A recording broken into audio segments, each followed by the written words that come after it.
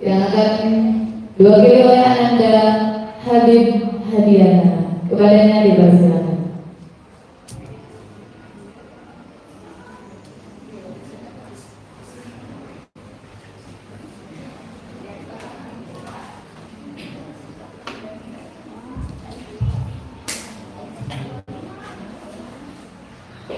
Bismillahirrahmanirrahim. Assalamualaikum warahmatullahi wabarakatuh. Alhamdulillahilladzi a'adda dina bil mu'allimin wal muta'allimin. Asyhadu an la ilaha illallah al-malikul haqqul mubin. Wa asyhadu anna Muhammadan abduhu wa rasuluhu shadiqul wa'dil amin. Allahumma shalli wa sallim ala sayyidina Muhammadin wa ala alihi wa sahbihi ajma'in. Amma ba'du. Faqala Allah ta'ala fi kitabihil karim. A'udzu billahi minasy syaithanir rajim. Bismillahirrahmanirrahim. Yarfa'illahu alladhina amanu minkum walladzina utul 'ilma darajat. Al-ayat sadaqallahul 'azim.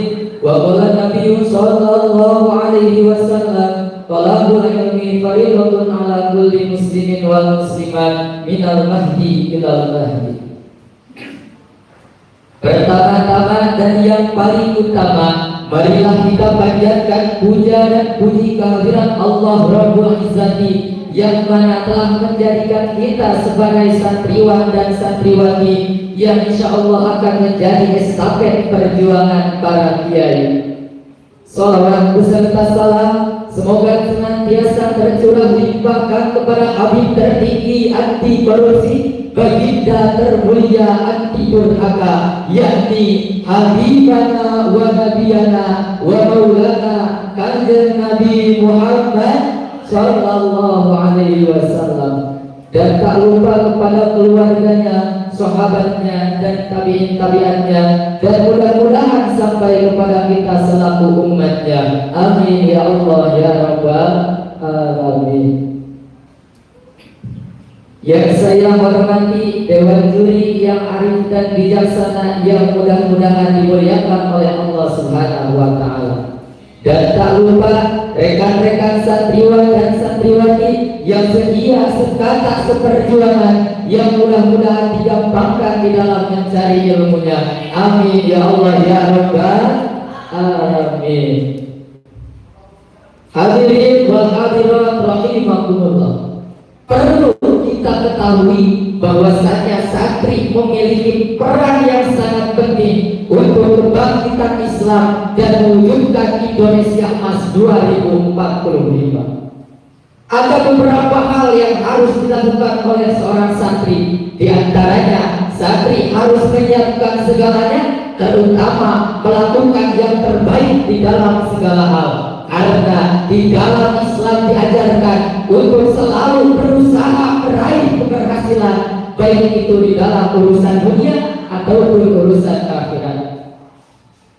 Sebagai seorang santri harus bisa meninggalkan sifat suka meniru budaya barat yang tidak memiliki nilai moral dan tidak memiliki tujuan hidup yang jelas. Sebagai seorang santri harus bisa menjadikan Islam sebagai pedoman hidup, karena dengan menjadikan Islam sebagai pedoman hidup akan timbul kekuatan yang luar biasa pada diri seorang santri, sehingga dengan demikian akan mampu untuk bangkit untuk mencapai kemenangan dan kemajuan bangsa dan agama. Hadirin wal hadirat rahimakumullah. Para santri memiliki potensi yang sangat besar untuk perubahan. Maka sangat sesuai apabila tugas-tugas besar diamanahkan ke tangan para santri. Sejarah telah membuktikan bahwa betapa hebatnya para santri di zaman dulu yang telah mampu menyukseskan beberapa agenda besar dan mampu mewarnai dunia. Hadirin wal hadirat rahimakumullah. Dalam sejarah perjuangan Indonesia, peran para santri sebagai agen perubahan telah tercatat dalam sejarah bangsa dan negara. Oleh karena itu, para santri dituntut untuk lebih kreatif, produktif, inovatif, dan berkapasitas lebih agar bisa berdaya saing baik di dalam negeri maupun di kantor internasional. Hadirin wa hadirat rahimakumullah. Untuk itu, maka peningkatan kualitas para santri menjadi salah satu agenda strategis untuk mempersiapkan masa depan yang tangguh dan mampu membangun bangsa.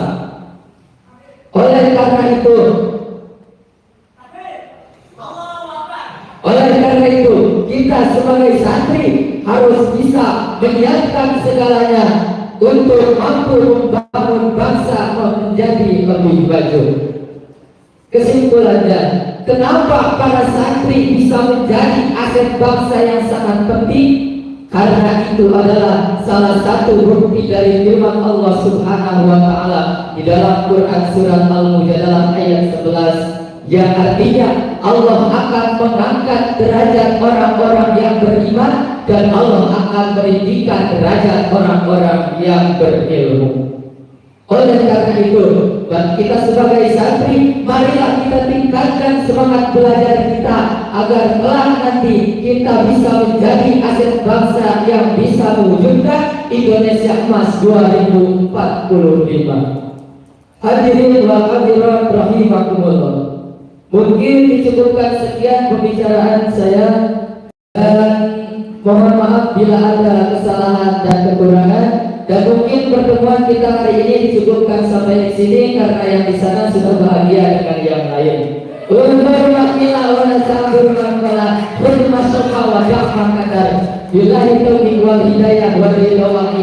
Wassalamualaikum warahmatullahi wabarakatuh. Waalaikumsalam warahmatullahi wabarakatuh. Dan selanjutnya nomor 12, keputusan dari Pondok Pesantren Darul Istiqomah diwakili oleh Ananda Hilda Muzayyanah Rahma. Kepadanya dipersilakan.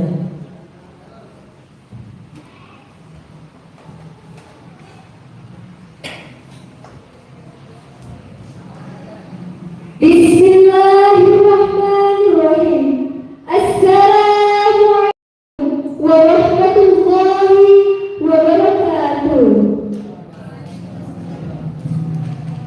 Alhamdulillahirabbil alamin wa bihi nasta'inu ala umuri dunya waddin wa ala alihi wa sahbihi ajma'in. Amma ba'du. Dewan juri yang saya hormati, hadirin sekalian yang saya hormati, dan teman-teman seperjuangan yang saya banggakan. Sebagai insan Pancasila yang memegang teguh ketuhanan yang Maha Esa, mari kita senantiasa panjatkan puji dan syukur kehadirat Allah Subhanahu wa taala yang telah memberikan nikmat untuk umat manusia yang tak terhingga. Salawat dan salam semoga tercurah limpahkan kepada Nabi Allah, junjungan kita Nabi besar Muhammad sallallahu alaihi wasallam, di mana Allah telah memilihnya dari beberapa makhluknya dan menjadikannya sebagai pilihan terbaik.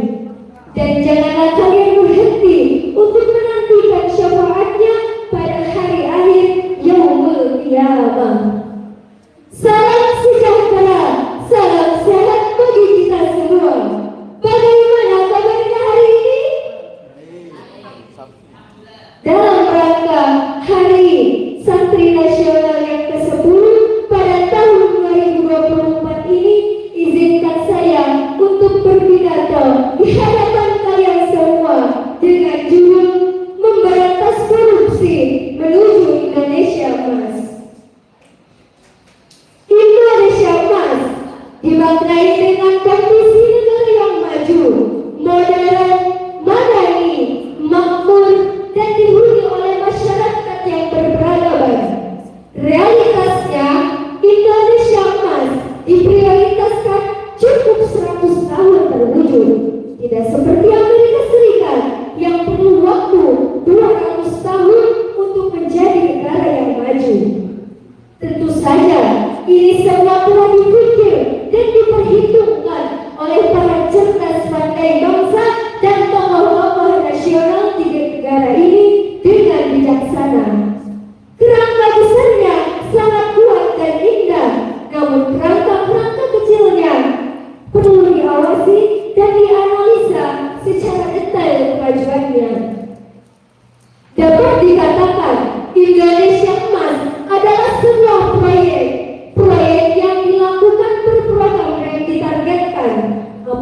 Billahi terkesan proyek ini akan terjalani jika ada pendanaan dan akan terhenti jika sudah tidak ada dana.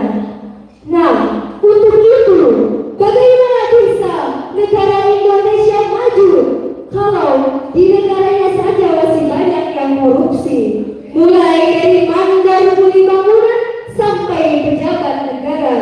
Na'udzubillah min dzalik. Dalam Quran surat Ar-Ra'd ayat 11, A'udzu billahi minasyaitonir rajim. Bismillahirrahmanirrahim. Innallaha la yughayyiru ma biqaumin hatta yughayyiru ma bi anfusihim. Shadaqallahul azim. Yang artinya sesungguhnya Allah tidak akan mengubah kondisi suatu kaum sampai mereka mengubah diri mereka sendiri. Maka dari itu, jika di Indonesia masih ada korupsi, apakah Indonesia akan menjadi negara yang maju? Tentunya tidak. Maka dari itu, kita sebagai santri harus bisa memberantas para koruptor yang ada di Indonesia. Proyek-proyek Indonesia menuju Indonesia emas akan sulit terwujud jika korupsi masih saja merajalela. Inilah dia permasalahannya.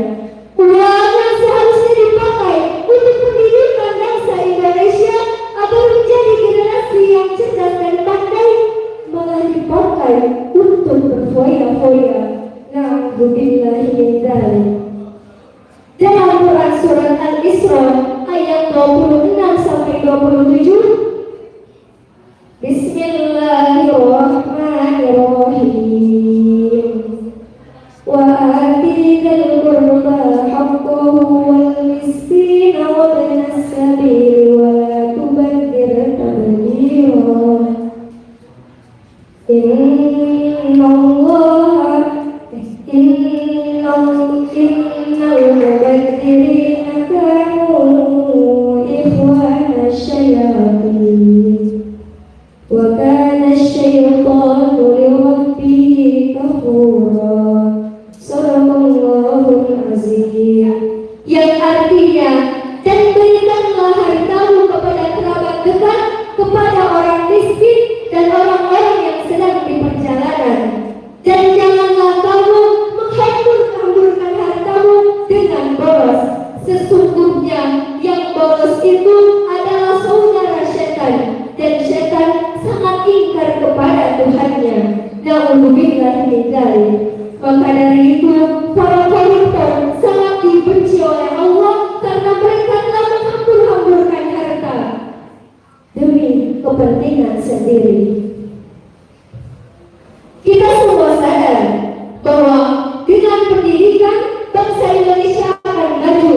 Bangsa Indonesia dapat mengejar ketertinggalan bangsa lain di bidang ekonomi, di bidang sains, dan juga teknologi. Maka dari itu, pendidikan di pesantren adalah suatu hal yang wajib ditanamkan untuk bangsa-bangsa Indonesia agar generasi muda dapat menjalankan kehidupan yang efisien dan efektif agar dapat mencapai Indonesia emas.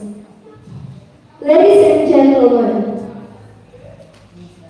generasi saat ini adalah generasi emas karena mereka memiliki keproduktifan berharga, bernilai, sehingga mampu dikelola agar menjadi generasi yang berkualitas, generasi dan menjadi insan yang cerdas. Karena dengan kecerdasan, generasi muda dapat menyaring mana budaya yang positif dan mana budaya yang negatif. Cita-cita Indonesia adalah menjadi negara yang besar, menjadi negara yang kuat, menjadi negara yang diakui dan dihargai keberadaannya di tengah-tengah bangsa di dunia. Setelah 79 Indonesia merdeka, belum semuanya cita-cita terpenuhi. Maka dari itu, peran pesantren sangatlah berharga. Pesantren mampu mewujudkan dan memperjuangkan Indonesia emas. Optimisme dan semangat kuat serta semangat kesatuan dan persatuan harus terus dilakukan secara sistematik dan berkelanjutan agar tidak terputus di tengah-tengah dan mencapai Indonesia emas. Karena sesungguhnya generasi muda adalah kunci masa depan bangsa, tumpuan hidup bangsa. Dalam peribahasa dikatakan, dipandang dekat, dicapai tak dapat.